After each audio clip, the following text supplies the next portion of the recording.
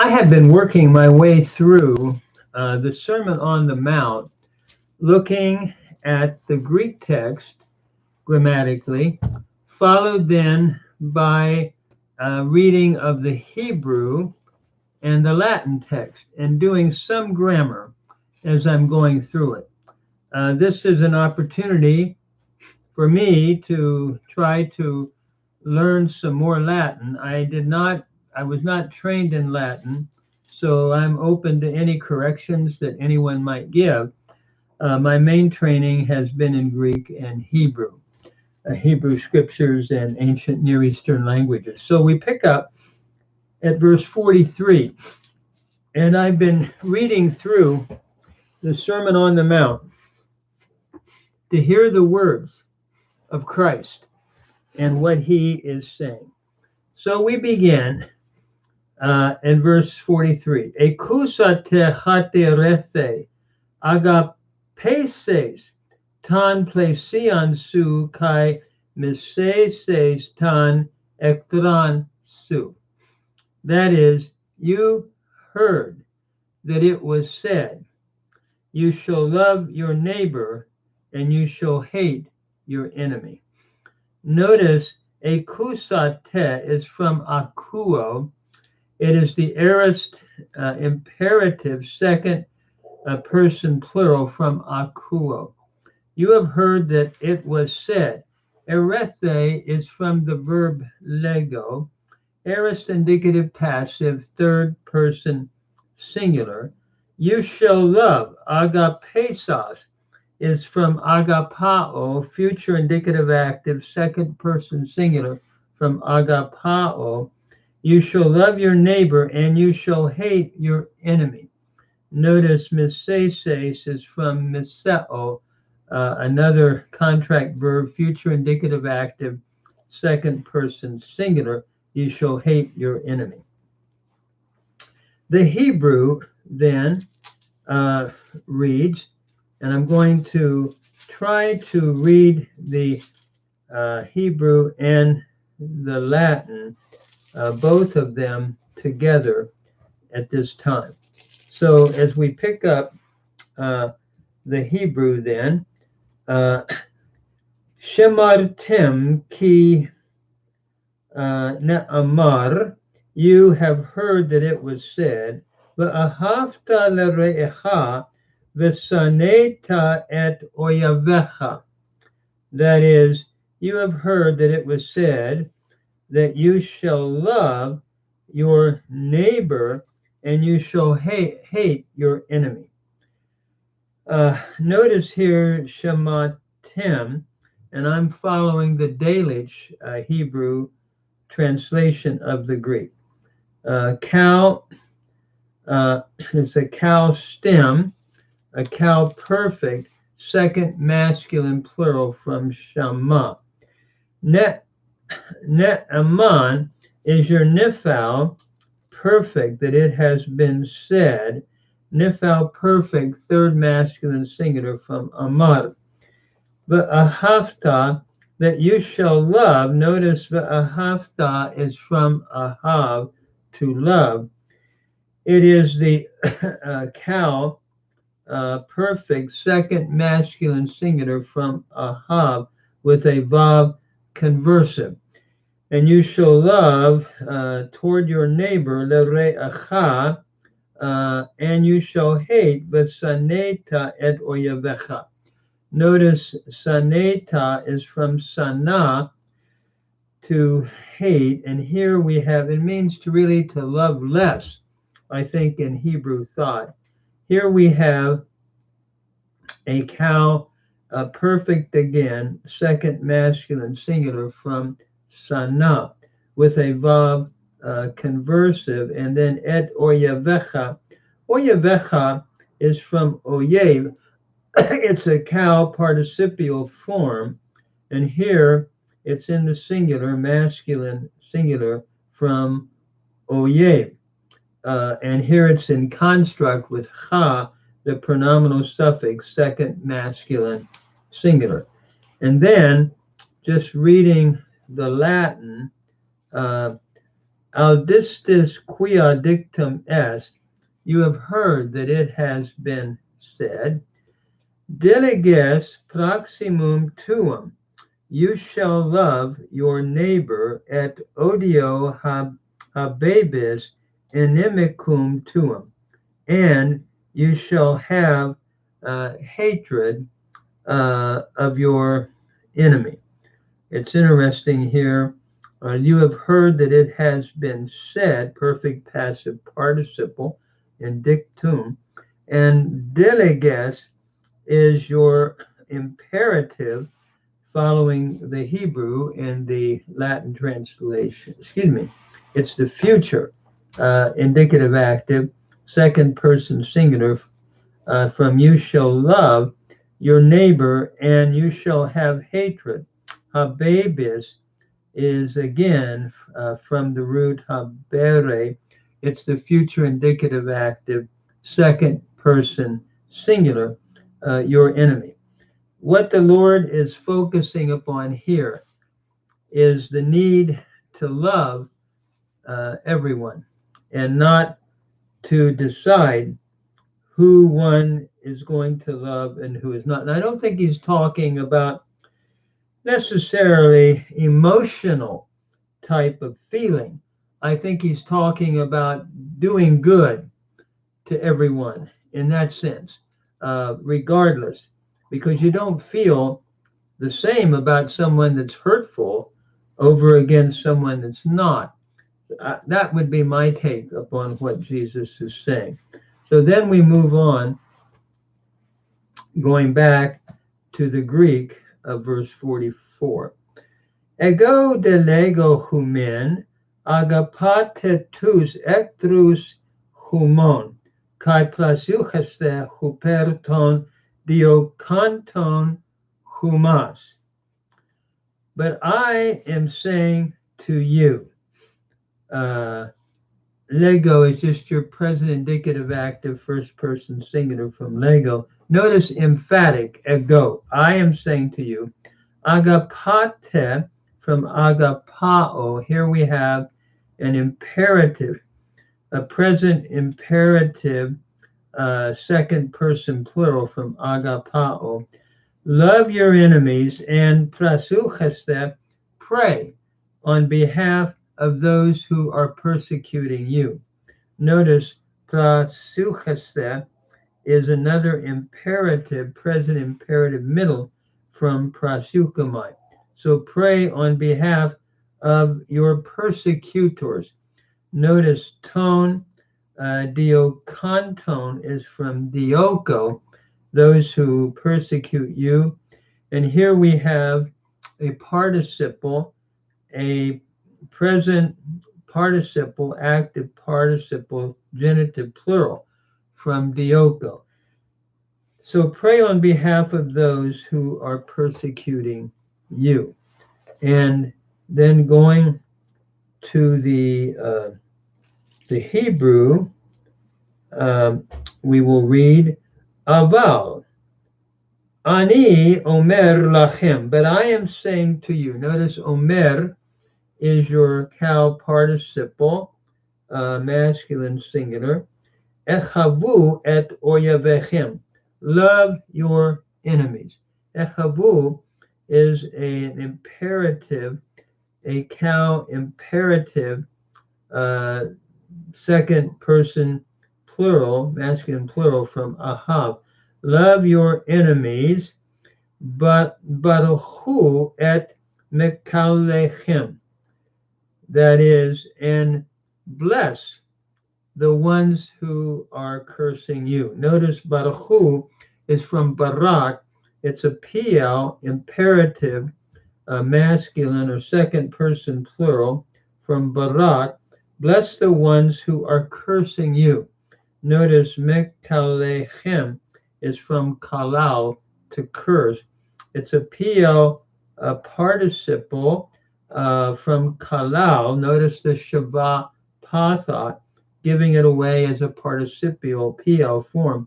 And chem is your pronominal suffix, second masculine plural.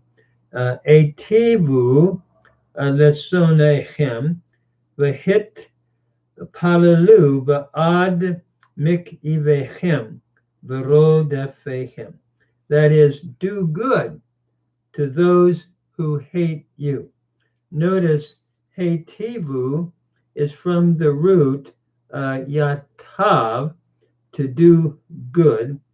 And here we have a hifil, imperative, masculine or second person plural from yatav.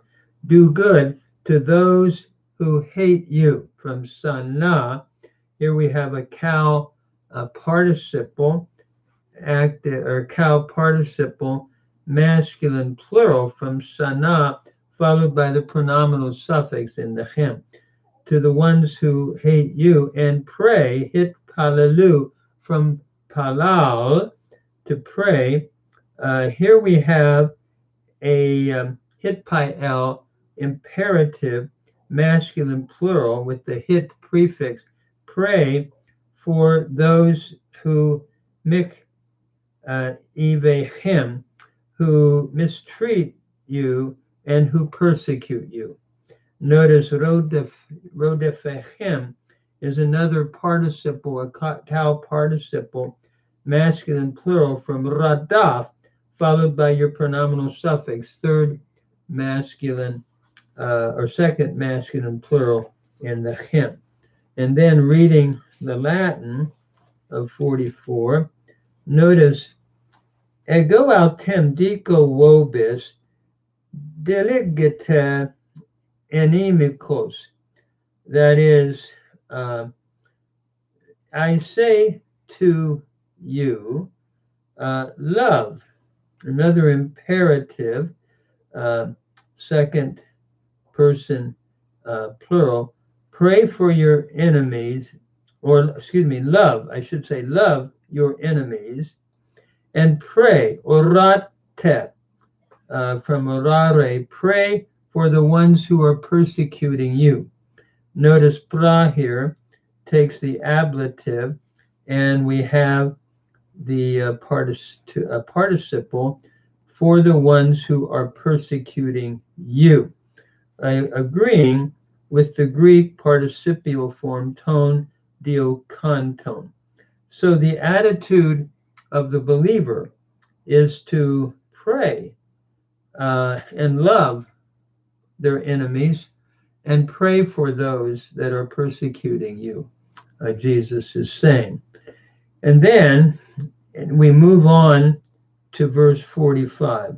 Hapos geneste huioi tu patras humon tu inuranois hate tan helian altu anatele epi panerus kai agathus kai breche epidekaius kai adicus.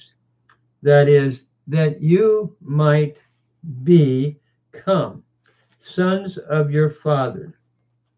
Notice geneste is your aorist subjunctive, second person plural, from genomai, that you might become sons of your Father who is in heaven, because a causal clause here, he is causing the sun to arise. Anatele is present indicative active, third person singular, from anatello. He is causing his sun to arise upon the evil and the good, and he is reigning, another present indicative active, third person singular in breco. He is reigning upon the righteous and the unrighteous. So that is 45 in the Greek. Notice how he's treating everyone equally in terms of treatment. And again, as I said, the text seems to be teaching not emotional kind of love, but treating people fairly and in the same way. Then in verse 45 in the Hebrew, Lama'an Tiyu vanim le'avichem Shabbat Shemayim asher hu masriach Shemsho lera'im velatovim umatir al hatzedikim tzadikim vegam al harashaim. That is, in order that you might be. Notice Tiyah is from Hayah. It's the cow imperfect, second masculine plural, in order that you might be sons to your Father who is in heaven, Shabbat Shemayim. In other words, that you might be like him. They always say a son looks like the father. And I think the thought here that we might look like the Lord, Asher hu masriya shemsho, who causes his son to arise. Notice here, masriya is a hiphil participle, masculine singular, from sarach, to arise, to the wicked, or to arise and shine, toward the evil ones, ra'im, and toward the good, veletovim, and he causes rain, maftir, from matar, another hiphil participle, masculine singular, from matar. Notice the AI vowel pattern. He causes rain upon the righteous and upon the unrighteous, or upon the wicked. And so in verse 45, then in the Latin, ut sitis, that you might be filii patris vestri, that you might be sons of your father. Here we have two, both these in the genitive, patris vestri, qui, who, relative pronoun, in kailis es, who is in heaven, quia solem suam oriri facet super malos et bonos et pluet super justos et injustos. That is, that you might be sons of your Father who is in heaven, because he makes his son to arise. Here we have an infinitive in oriri. He is making facet, present indicative active, third person singular. He is making his son to arise over the evil and the good, and he is reigning, pluet, over the just and the unjust. Again, we're looking at the equal action, or equal, can I say, treatment that the Lord gives the just and the unjust. And so if we're to be like our Father, Jesus is saying, we need to be the same way.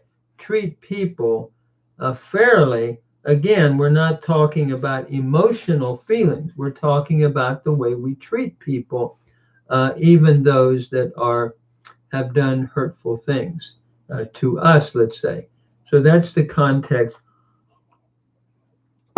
I believe that Jesus is driving home here. Then we move on to verse 46.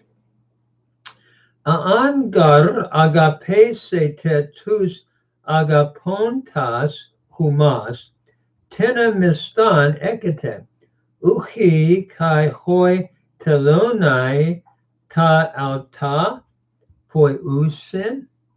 Jesus asked a question. For if you should love the ones who love you. Notice agape sete is your subjunctive, your aorist subjunctive, a second person plural from agapao. If you should love the ones who love you, agapontas is from agapao.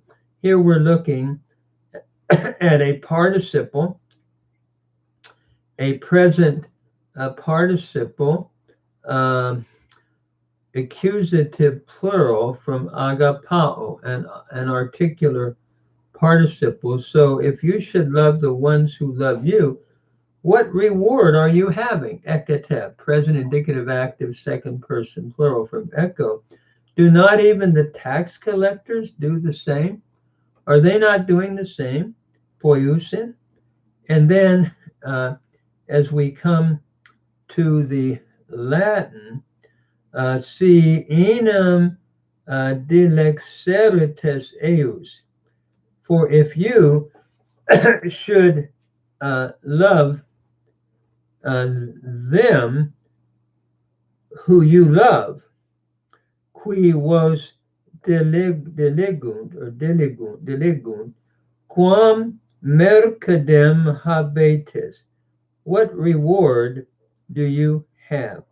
Notice dilexerites, I would understand as a future perfect here from the root to love, a future perfect second person plural.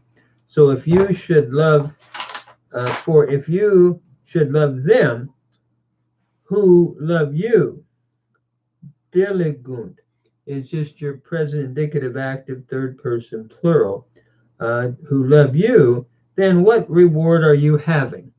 None et publicani hoc faciunt. Do not the tax collectors do the same? So again, the tax collectors were somewhat of a disliked, we could say, group. And Jesus is addressing his disciples, and he's saying, if you just love those that love you, how are you different even from the tax collectors of the first century, the publicans? This is what Jesus is saying. Then as we come to the Hebrew, ki im te'ehavu, for if you should love et ohavechem, those that love you. Here we have the cal imperfect second person plural from ahav. So if you should love the ones who love you, notice ohavechem is from ahav. Here we have a cal participle, masculine plural, in construct with chem, the pronominal suffix, second masculine plural. So if you should love the ones who love you, ma hu secharchem, that is, what is then your reward? Halo gam hamochasim ya'asu zod. Indeed, do not even the ones who are collecting taxes do this? And notice here, mochasim is a participle, masculine plural from machas, which seems to mean a tax collector, or to the one collecting taxes. And do they not do this? Ya asu is from asa. It is a cal imperfect, a third masculine plural from asa. Do not even they do this?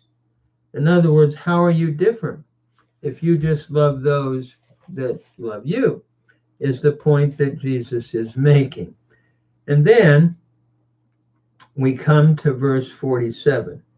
Kai an aspase status adelphus humen manon ti person poeta uchi kai hoi ethnikoi ta alta poiusen.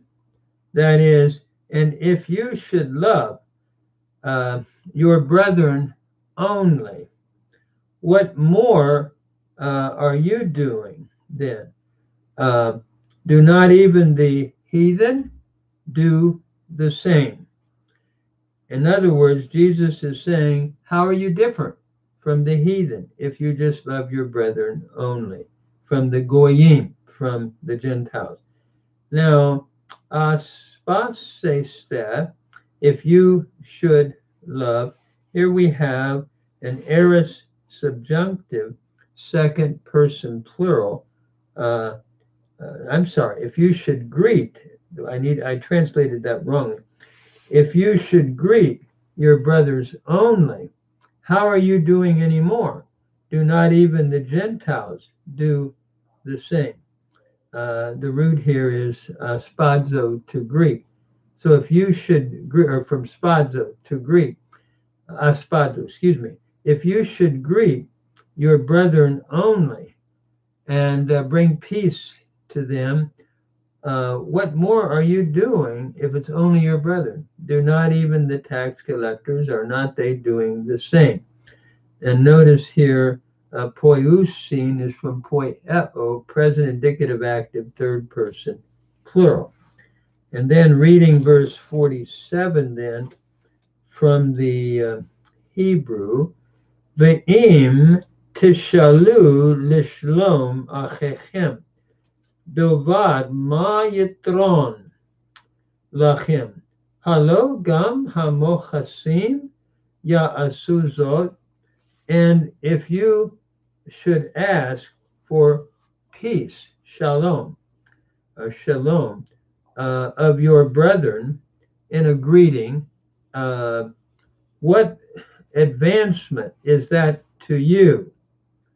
Do not indeed, halo gum hamochasim, those who are collecting the taxes, ya asuzot, don't they do this?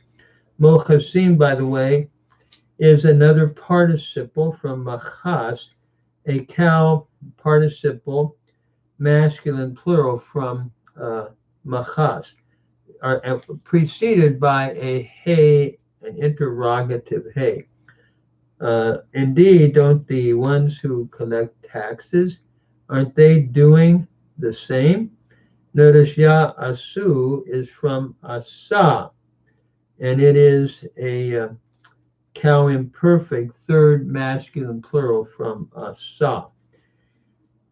So how are you, if you're just greeting your brethren and those that love you, how are you any different than those that are the heathen?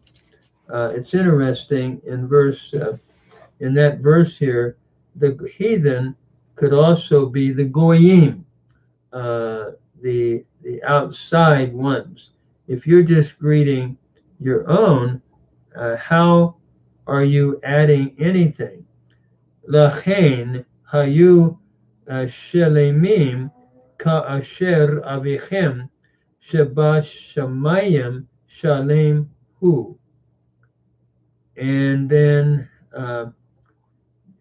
therefore, and I'm going to wait on that till I do the Latin. That's verse 48. So let me go back to the Latin then. Et si salutaveritas fratres vestros tantum. That is, if you should greet your brethren only. Notice the form here, salutaveritas, is another future perfect, second person plural from the noun or the verb to greet. So if you should salute or greet your brethren only, what more are you doing? Fakitis. Non et ethniki hoc facium. Are not the heathen doing the same? Facium, present indicative active, third person plural, from the root to do, facere. Then we move to the last verse, verse 48. And reading that in Hebrew then, notice, esiste un humes teleoi, hos hapater humon ha uraneois teleos estin. Be therefore you be therefore perfect, teleoi. And I would translate this to mean complete. In other words, be like your father. It doesn't mean to be perfect in a sinless way, but be complete in the way that you treat everyone. Just like the Father causes the rain to come upon the good and the bad. So be complete as your Father who in heaven is complete. complete. And that agrees also with the Hebrew. Lachein hayu shalemim ka'asher avichem sheba shemayim shalem hu. That is, therefore, be complete is the way I would translate this, or whole, as your Father who is in heaven is shalem.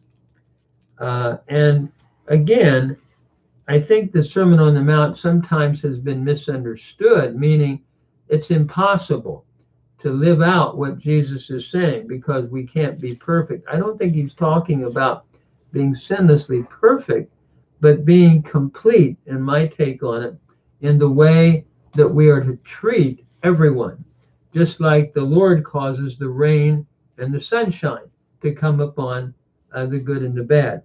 So just don't treat your friends one way, and then those that can be the opposite in a very hurtful way. No, try to be the way that God causes the rain complete to fall upon the good and the bad. And I think that's what this means here. So then in verse 48, Estate ergo vos perfecti, sicut pater vester caelestis perfectus est. That is, therefore, be perfect. And I'm going to understand this to mean complete ones, just as your Father of heaven, your Father, your heavenly Father, again a genitive in caelestis, is perfect or is complete. And here we have the imperative in estate. Be therefore perfect as your Father in heaven is perfect. So what a beautiful text here where Jesus is really teaching, treating everyone in the way that the Father treats everyone, and that he causes the rain to fall on all, the good and the bad, and he causes the sun to shine upon all. So follow that model and love your enemies. Love those that, not in an emotional sense, I don't think he's saying. People certainly love their family differently than outsiders in an emotional sense. But I think he's talking about the same, you treat them just like the Father treats everyone the same by bringing the rain and the sunshine. That is the good and the bad. Thank you. I'm doing this for my own enjoyment. I hope it helps somebody else. Thank you.